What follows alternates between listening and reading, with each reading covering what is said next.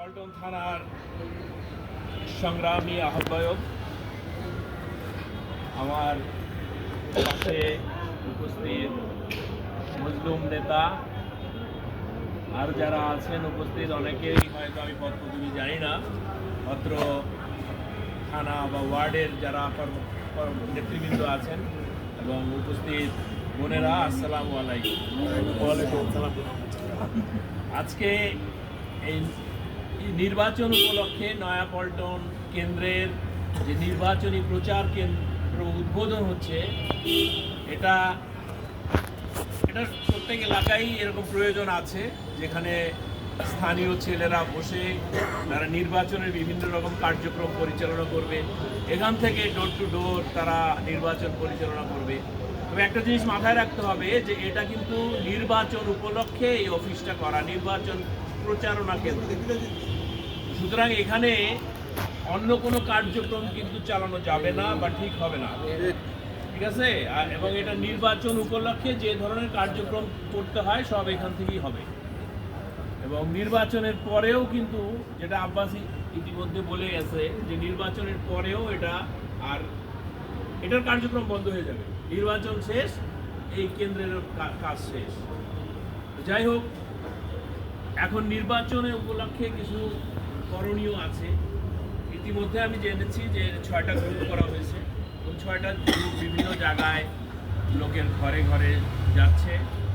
এবং একটা জিনিস লক্ষণীয়, সেটা হলো এই যে বিগত 15-16 বছর যেসব ভোটাররা, নতুন ভোটার হয়েছে, যারা ভোট দিতে পারে না, বিগত দিনে ভোটার হয়েছে কিন্তু ভোট দিতে পারেনি, এই ধরনের লোকজন যারা আমাদের এই এলাকার মধ্যে আছে, যারা আমাদের এই নির্বাচনী কার্যক্রম পরিচালনা করবে, তাদেরকে আমি বিশেষভাবে অনুরোধ করব, ভোটার লিস্ট দেখে সেই সকল ভোটারদের সাথে সবাই যাতে পার্সোনালি ইন্টারাক্ট করে, মানে যোগাযোগটা রাখে। এবং এই যোগাযোগ রাখতে হলে যে কোনো লোকই প্রত্যেকের সাথে যোগাযোগ রাখতে পারবে না বা রাখা ঠিক হবে না। এটাকে আগে বিচার বিশ্লেষণ করতে হবে, কার সাথে কাকে দিয়ে বলালে ভালো হবে। এই ধরনের কিছু নিজেদের মধ্যে আলাপ আলোচনা করে সেইভাবে সেই সব গ্রুপ সেই সব বাসায় বা তাদের কাছে পাঠাতে হবে, যারা হয়তো জানেই না যে আসলে নির্বাচন কিভাবে হয়, কিভাবে সিল দিতে হয়, কিছুই জানে না, কোনো প্রক্রিয়াই জানে না। অথচ 15 বছর আগে তারা ভোটার হয়েছে, ভোট কেন্দ্রে যেতে পারে নাই, ভোট কেন্দ্রের যে অবস্থা ছিল যেতে পারে নাই, যার জন্য তারা জানে না। সুতরাং তাদেরকে বুঝাতে হবে এবং বিএনপির আদর্শ, উদ্দেশ্য এগুলি বুঝাতে হবে। বিগত দিনে জিয়াউর রহমান যে দলটা প্রতিষ্ঠা করে গেছে, এই জিয়াউর রহমান কে ছিল, কিভাবে জিয়াউর রহমানের আবির্ভাব হয়েছে, এই জিয়ার এক মুক্তিযুদ্ধের ঘোষণা শুনে এদেশের লক্ষ লক্ষ তরুণ, যুবক, শ্রমিক, কৃষক যারা মুক্তিযুদ্ধে ঝাঁপাইয়া পড়ছে, যার কথা গত 15 বছর এস্টাবলিশ করা হয়েছে যে নাকি বাংলাদেশের সবকিছু, আসলে সে তো মুক্তিযুদ্ধের ঘোষণাই দেওয়া যায় নাই। জিয়াউর রহমান একজন সামরিক ব্যক্তি, মেজর, সে তার জীবন, তার সন্তান সব কিছু মায়া ত্যাগ করে সে বিদ্রোহ করছে, যেখানে একটা আর্মি অফিসার বিদ্রোহ করলে তার শুট ফায়ারিং স্কোয়াডে যেতে হয়, সে কোনো কিছু চিন্তা না করে। এবং সেই মুক্তিযুদ্ধ, সেই ঘোষণা শুনে এই দেশের লোক সবাই মুক্তিযুদ্ধে উজ্জীবিত হয়ে মুক্তিযুদ্ধে ঝাঁপাইয়া পড়ছে। কিন্তু 15টা বছর আমরা ভুল একটা ইতিহাস পর্যালোচনা হয়েছে আমাদের দেশে। আমাদের সেই বাচ্চা যারা শিশু, তারা কিন্তু ওই জিনিসটাই শুনতে শুনতে বড় হয়েছে, তাদের ভিতরে ওই জিনিসটাই কাজ করছে, যার জন্য তাদেরকে রিয়েল যে মুক্তিযুদ্ধের ইতিহাস, মুক্তিযুদ্ধের সময় কি ঘটনা ঘটছে, কি হয়েছে, সব তাদেরকে বুঝাতে হবে। বুঝলে নিশ্চয়ই তারা অবশ্যই বিএনপির পতাকা তলে আসবে এবং তারা জানবে যে বিএনপি আসলে এই দেশ, এই মাটি, এর জন্য কি কাজ করছে, কি স্যাক্রিফাইস করছে বিএনপি। তো আমি এই আজকের এই বক্তব্যের মাঝে আমি এখন স্মরণ করতে চাই আমাদের নেত্রী বেগম খালেদা জিয়াকে, যিনি অক্লান্ত পরিশ্রম করছে দলটাকে স্টাবলিশ করতে, এবং যার জীবনটা গেছে মিথ্যা একটা মামলায় সাজা পেয়ে, যে নাকি তার জীবনটা শেষ হয়ে গেছে আর কি, সে ইন্তেকাল করেছে। তো ওনার রুহের মাগফিরাত কামনা করি, আল্লাহ ওনাকে বেহেশত নসিব করুন। এবং উনি যে একজন সৎ এবং দেশপ্রেমিক লোক ছিলেন সেই জিনিসটা প্রমাণ হয়েছে ওনার জানাজা। জিয়াউর রহমানের আমার একটা সৌভাগ্য যে আমি জিয়াউর রহমানের জানাজাও করেছি, আমি খালেদা জিয়ারও জানাজা করেছি।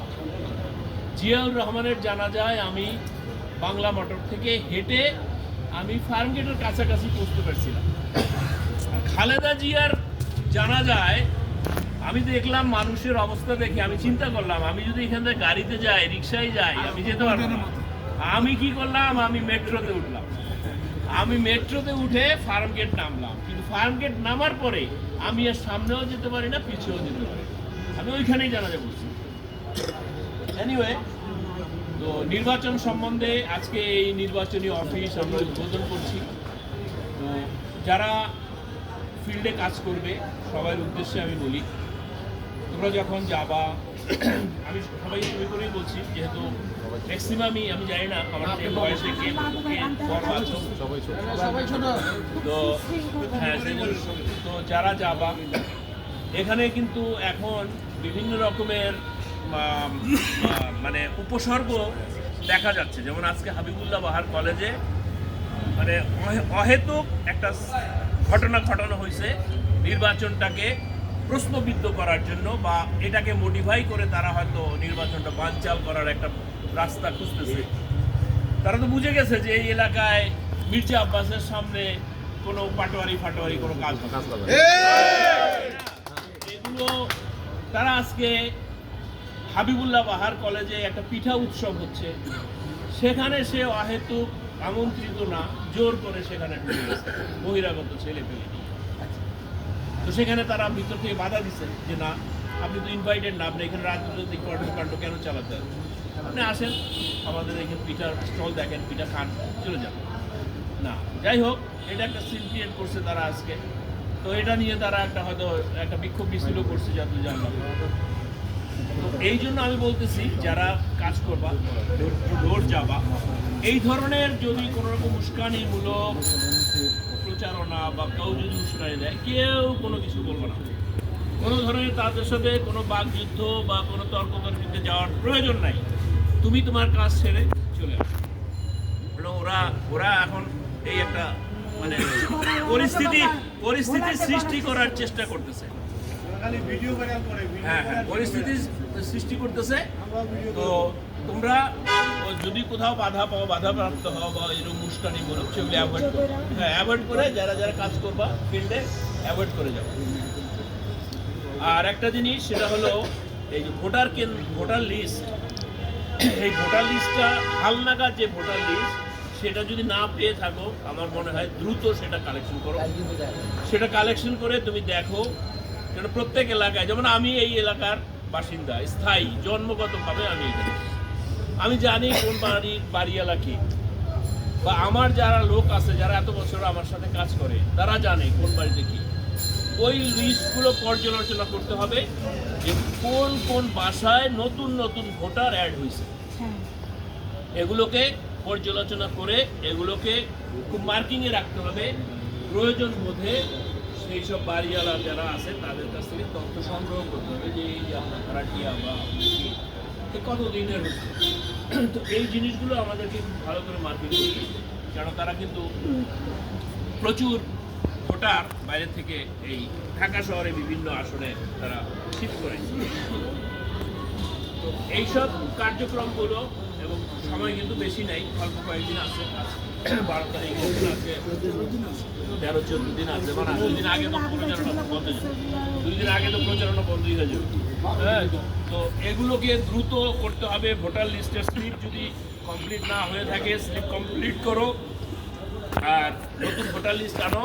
আর যদি সম্ভব হয় আমাকে একটু দেখাইও একবার ভোটার লিস্টটা, আমি একটু দেখতে চাই। হ্যাঁ, তারপরে এইখান থেকে আমরা শর্টিং করে বহিরাগত বা বাইরের থেকে কি ভোটার আসছে এখানে, সেগুলো আমাদেরকে মার্কিংয়ে রাখতে হবে। এইভাবে দ্রুত কাজ করলে আমার মনে হয় সুষ্ঠুভাবে সব কিছু সম্পন্ন করতে পারবো। আর তাছাড়া এখানে অনেকেই আছে, যেমন মিমি আছে। মিমি তো সেই 90 সাল থেকে আমার সাথে কাজ করে, ওনাকে আমি চিনি না, চিনলাম না। আচ্ছা, আচ্ছা এরকম অনেকেই আছে যারা পুরনো কাজ করছে, তারা জানে। যেমন ওখানে আছে টুটুলের সাথে আরো কয়েকজন আছে, এরা জানে, সময় এরা জানে কিভাবে কাজ করতে হয়। হ্যাঁ, তো এরা অভিজ্ঞ। আমি একটা কথা বলতে চাই। হ্যাঁ, তো আমার মনে হয় যদি এইভাবে তোমরা কাজ করো সুশৃঙ্খলভাবে, নিশ্চয়ই এখানে জয় আমাদের সুনিশ্চিত। আর একটা কথা মনে রাখো, এই বিএনপির 91 সাল থেকে আব্বাস ভাই এখানে ইলেকশন করে, প্রতিবার এই কেন্দ্র থেকে আমরা এই হাইয়েস্ট ভোটে তাকে জিতাইছি প্রতিবার। 96 সালে এখান থেকে সাবের হোসেন পাস করছে, তারপরেও এই কেন্দ্র থেকে আব্বাস ভাই হাইয়েস্ট ভোট পাইছে। সুতরাং এই আমাদের যে এই ঐতিহ্যটাকে বজায় রাখতে হবে। হ্যাঁ, আব্বাস ভাই নিজেও স্বীকার করে যে নয়াপল্টন আমাকে সবসময় ভালো ভোট দিচ্ছে, হাইয়েস্ট ভোট দিচ্ছে। সুতরাং সবাই নিজেকে ঐকান্তিকভাবে কাজের প্রতি থাকবা, একান্তভাবে কাজ করবা, যাতে কোনো রকমের ভুল ত্রুটি না হয়। ভোটারের কাছে নমনীয় থাকবা সবাই, ভোটারের সাথে কোনো রকমের বিরূপ আচরণ করতে পারবেন দরকার নেই। কোনো ভোটার যদি সেই ধরনের মনে করো যে ওই ধরনের কথা বলতে চাচ্ছে, তার আসতে তাকে লিফলেট বা যাই দাও, ভোটার্সকে যাই দাও, দিয়ে চলে আসবা, সালাম দিয়ে চলে আসবা। এই হলো আমার বক্তব্য। তো আজকে আমি এই নয়াপল্টন এই নির্বাচনী ক্যাম্প যেটা এখানে, এটা শুভ উদ্বোধন ঘোষণা করলাম। সবাইকে আসসালামু আলাইকুম। সালাম দেন, সালাম